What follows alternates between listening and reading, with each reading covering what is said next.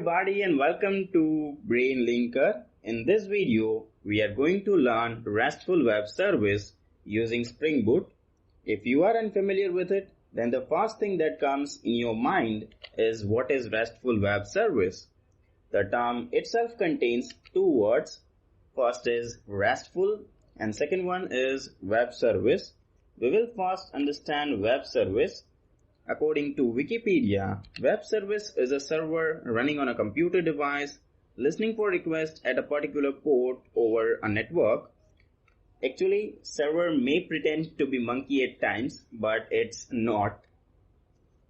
Serving web documents such as HTML, JSON, XML, audios, videos, images, etc.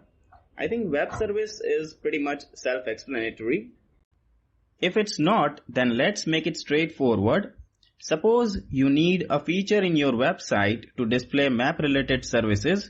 In that case, instead of coding that feature by yourself and making a face similar to this image, you can use Google Maps web service. In order to do it, you simply have to send HTTP request to the Google web service. And in response, you either get JSON or XML. JSON or XML are universal formats and can be understood by almost all machines regardless of whichever programming language or operating system being used. And that's the key benefit of the web service. Now the second term, REST. REST stands for Representational State Transfer. REST is a software architectural style that defines the set of rules to be used for creating RESTful web services. In easier words, a service which builds on REST architecture is called a RESTful web service.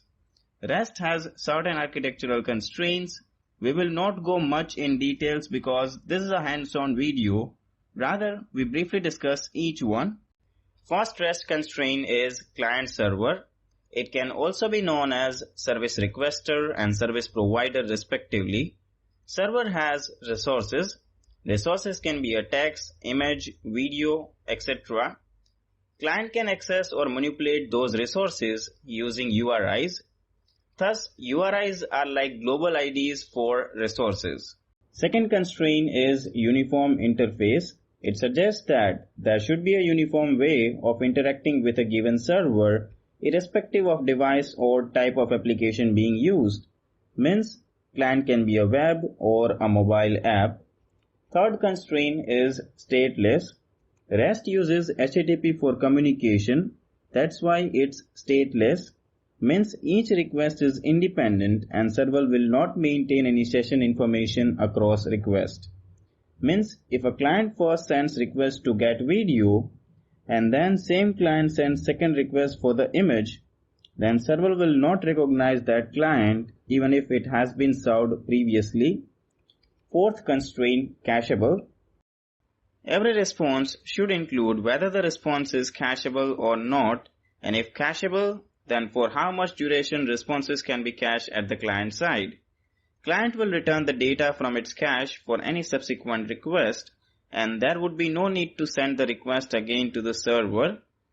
Fifth constraint, layered system. There can be multiple intermediate layers between client and server.